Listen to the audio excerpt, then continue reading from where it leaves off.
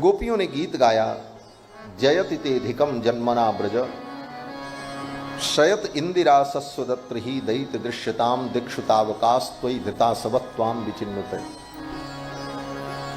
गोपियां कहती, हे श्याम सुंदर, जब से आपने ब्रज में अवतार लिया तब से इस ब्रजमंडल में लक्ष्मी सेविका बनकर के, दासी बनकर के निवास कर रही है। हे श्याम सुंदर, त्वयि धृता सवः, मेरे प्राण आप में प्रतिष्ठित हैं। दयित दृश्यताम दिक्षुतावकाश त्वयि धृता सवः त्वाम विचिन्वते। अगर आपका दर्शन नहीं हुआ तो हमारे प्राण चले जाएंगे, मेरे प्राण तो आप में प्रतिष्ठित हैं। हे श्याम सुंदर, सुरतनाथ ते शुल्क दाशिका, बरद निघ्नतो नेह किम बधा। हे श्याम सुंदर, आप सुरतनाथ हो। सुरतनाथ माने जिस सुरति को मैं चाहती हूं उसके स्वामी आप ही हो। और भक्त भगवान से जो चाहता है उसी प्रकार के संबोधन से भगवान को संबोधित करता है। जो भक्त दुख की निवृत्ति चाहते हैं तो वो कहते हैं आर्तत्राण परायण भगवान, जो दुख को दूर करने वाले। जो धन को चाहते हैं तो कहते हैं लक्ष्मीपति भगवान। जो सुख चाहते हैं तो वो कहते हैं सुख निधान भगवान। तो गोपियां भी कहती हैं, जिस सूरत की हम कामना करती हैं उस सूरत के भी स्वामी आप हो, इसलिए सूरतनाथ। हे सूरतनाथ, अशुल्क दासिका, हम तो आपकी अशुल्क दासिका हैं। अशुल्क दासिका का मतलब बिना मोल की चेरी, जो कहते हैं ना बिना मोल की चेरी। हम आपकी दासी हैं, इसके बदले में हम आपसे कुछ लेती थोड़ी हैं। कोई आप हमको शुल्क देते हो या हम आपसे कुछ चाहती हो, ऐसी बात नहीं। हम तो अशुल्क दासिका हैं। और अगर आपके वियोग में हमारा जीवन समाप्त हो जाएगा तो हे कृष्ण, हमारी हत्या का पाप लगेगा आपको। गोपियां कहती, वरद निघ्नतो नेह किम बधा, क्या ये मेरा बध नहीं होगा? आपके वियोग में मैं मर जाऊंगी तो मेरे मरने के कारण आप बनोगे, आप मेरा वध करोगे अपने वियोग में। गोपियां ऐसा क्यों कहती? बोले नियम है, कोई किसी के कारण मर जाए तो उसके ऊपर भी मुकदमा चलता है। कोई व्यक्ति आत्महत्या कर ले और नोट में लिख दे कि इनके कारण हम मर रहे हैं, तो वो भी पकड़ा जाता है। गोपियां कहती हैं कि आपके कारण मेरे प्राण चले जाएंगे तो ये तो मेरा वध होगा, आप मेरा वध कर देंगे। वरद निघ्नतो नेह किम बधा। और अगर यही वध आपको करना था तो फिर आपने हमको बचाया क्यों? इंद्र ने ऐसी वर्षा की थी, सारा ब्रजमंडल नष्ट हो जाता, हम सब मर जाते, क्यों बचाया? काली नाग की विषद ज्वाला से आपने क्यों बचाया? अघासुर, बकासुर, धेनुकासुर जैसे असुर आए, उन असुरों के आतंक से ब्रज की आपने बार बार रक्षा क्यों की? इसीलिए कि अपने वियोग में सबको मार डालें। ऋषभ ते वयम रक्षितामुहु। गोपियां कहती, हे श्याम सुंदर, हे ऋषभ। अब ये दूसरा संबोधन कर रहे हैं। वहां पर कहा वरद, ओ सुरतनाथ। कहते हैं, गोपियां कहती हैं कि आप सुरतनाथ हो, आपसे ही मेरी सुरति की पूर्ति होगी। फिर गोपियां कहती हैं, आप मेरा वध मत करो क्योंकि आप वरद हो। वरद का मतलब वरदान देने वाला, आप वरदान देने वाले हो, वध करने वाले नहीं। वरद निघ्नतो नेह किम बधा। फिर गोपियां कहती हैं कि ऋषभ ते वयम रक्षिता मुहु, आप ऋषभ हो।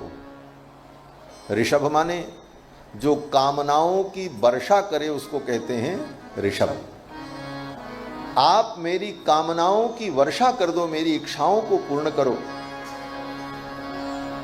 और बार बार आपने हमारी रक्षा की है, तो आज भी आप हमारी रक्षा करो। मैं जानती हूं, न खलु गोपिका नंदनो भवान, आप केवल गोपिका नंदन नहीं हैं, आप केवल यशोदा नंदन नहीं हैं, अपितु अखिल देहिनाम अंतरात्मदृक्, समस्त देहधारी आत्माओं की भी आप आत्मा हैं। अखिल देहिनाम अंतरात्मदृक्, बिखन सार्थितो विश्वगुप्तये, ब्रह्मा की प्रार्थना पर विश्व की रक्षा के लिए आपका अवतार हुआ है।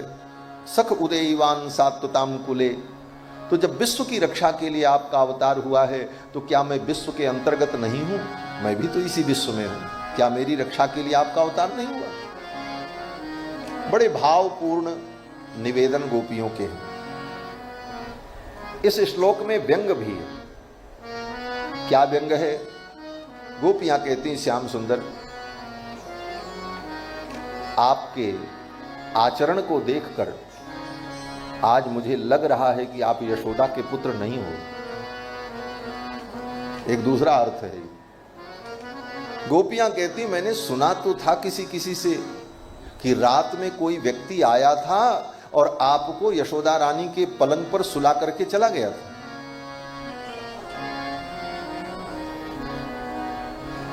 लेकिन इस बात पर हमें भरोसा नहीं हो रहा था, लेकिन आज थोड़ा भरोसा हो रहा है। क्यों? बोले, न खलु गोपिका नंदनो भवान, गोपिका नंदनो भवान न खलु, निश्चित रूप से आप यशोदा के पुत्र नहीं हैं। क्यों? बोले, मेरी यशोदा तो करुणामयी है, कृपामयी है। अगर यशोदा के पुत्र होते तो तुम्हारे अंदर भी करुणा होती, ऐसी कठोरता न होती। हमें अपने वियोग में मार रहे हो, ऐसी कठोरता तुम्हारे अंदर है। यशोदा तो हमारी बड़ी करुणामयी है। अगर यशोदा के पुत्र होते तो मां के कोई तो गुण तुम्हारे अंदर होते। न खलु गोपिका नंदनो भवान। लोग कहते हैं कि तुम समस्त आत्माओं की आत्मा हो, अखिल देहिनाम अंतरात्मदृक्। तो गोपियां कहती हैं, अखिल देहिनाम अंतरात्मदृक् न खलु, निश्चित रूप से आप आत्मा की आत्मा नहीं हो। अगर आत्माओं की आत्मा होते तो हमारी आत्मा में कितना दुख है, हम कितनी दुखी हैं, ये आपको पता होता। ऐसा व्यंग किया गोपियों ने।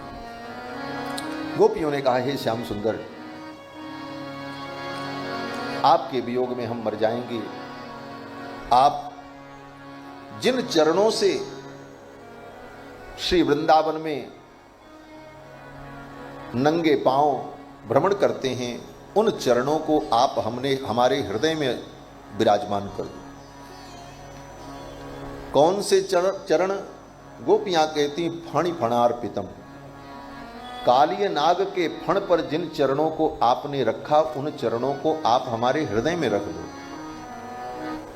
फणि फणार्पितम ते पदाम्बुजम कृणु कुचे सुनः क्रंध हिच्छय।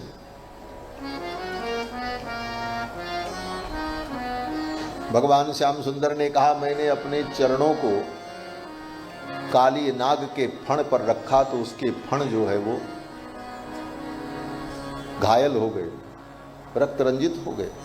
क्या चाहती हो?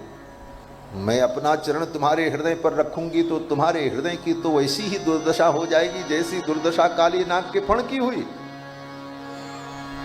तो गोपियां कहती, नहीं नहीं श्याम सुंदर, आपने काली नाग के फण पर जब अपने चरण को रखा तो काली नाग के मुख से उल्टी होने लगी। काली नाग के अंदर जो विष था वो विष निकल गया और उसके अंदर जो रक्त था खून की उल्टी करने लगा। रक्त और विष दोनों का काली नाग ने वमन कर दिया। ये रक्त क्या है? रक्त माने राग। संसार में जो हम रक्त हैं, जो हमारी आसक्ति है, उसी का नाम है रक्त। और विष, बोले संसार के विषयों में जो हमारा मन लगा है, ये संसार का विषय ही विष है। संसार की आसक्ति और विषयों की आसक्ति, यही विष और रक्त है। और ये विष और रक्त हृदय से निकल जाए, वो क्या हो जाता? बोले वही विरक्त हो जाता। जिसके जीवन से विषय निकल गया और राग निकल गया, वही विरक्त है। संसार से उसी को वैराग्य होता है। गोपियां कहती हैं, हे श्याम सुंदर, आप अपने उन चरणों को मेरी छाती पर रखोगे तो हमारे अंदर जो विषय वासना है वो समाप्त हो जाएगी, और जो संसार का राग है वो समाप्त हो जाएगा।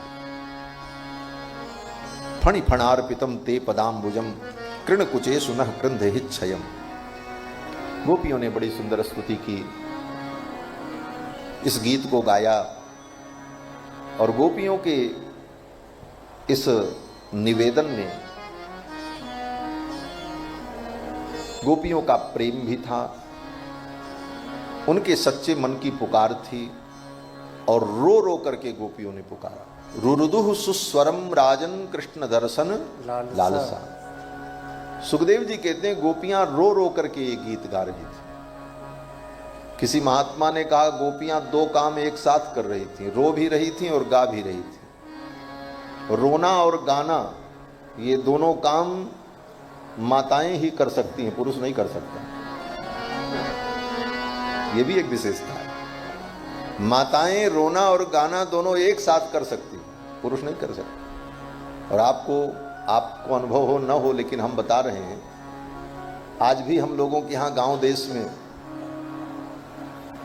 जब बेटी विदा होती है तो माताएं रोती भी हैं और गीत गाते हुए उसको विदा भी करती, दोनों काम होता है। आंखों से आंसू भी चलते हैं और गीत भी निकलता है। क्या गजब की बात है, रोना और गाना दोनों। तो गोपियां भी रो रही हैं और गा रही हैं। रुरुदुः सुस्वरम, रुरुदुः माने रो रही हैं, और सुस्वरम माने गा रही हैं। रुरुदुः सुस्वरम राजन कृष्ण दर्शन लालसा। लेकिन इनका रोना कितना सुंदर है। सुखदेव जी कहते हैं राजन गोपियों का रुदन कितना सुंदर है। बोले रुदन भी कहीं सुंदर होता है? रोना तो रोना है। सुखदेव जी कहते हैं राजन इन गोपियों का रोना बहुत सुंदर है। क्यों? बोले ये गोपियां संसार के लिए नहीं रो रही हैं, भगवान के लिए रो रही हैं। जो भगवान के लिए रोता है उसका तो रोना भी सुंदर है। रुरुदुः सुस्वरम राजन कृष्ण दर्शन लालसा। कृष्ण के दर्शन की लालसा में रो रहे। रोते तो सभी हैं, इस संसार में कौन नहीं रोता है, लेकिन किसी के रोने की चर्चा नहीं होती। गोपियों के रोने की चर्चा हो रही। कारण? बोले रोते तो हम आप भी, जिस दिन पैदा होते हैं उसी दिन से रोना शुरू करते हैं और जीवन भर रोते ही हैं। लेकिन किसके लिए रोते हैं?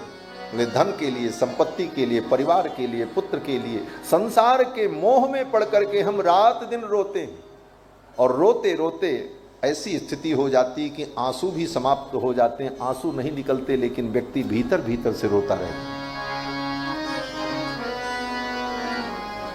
लेकिन हमारे उस रोने की कहीं चर्चा नहीं होती। लेकिन भगवान के लिए अगर रोना आ गया, भगवान के लिए आंखों में आंसू आए, तो सुखदेव जैसे परमहंस उस रोने की प्रशंसा कर रहे हैं। सुखदेव जी कहते हैं राजन देखो इन गोपियों का रोना कितना सुंदर है। रुरुदुः सुस्वरम राजन कृष्ण दर्शन लालसा। क्योंकि कृष्ण दर्शन की लालसा से गोपियां रो रही। भगवान के लिए रोना भी इतना सरल नहीं है। लोग कहते हैं महाराज भगवान के लिए रोए तो लोग पागल कहेंगे। वो देखो पागल हो गया, रो रहा है।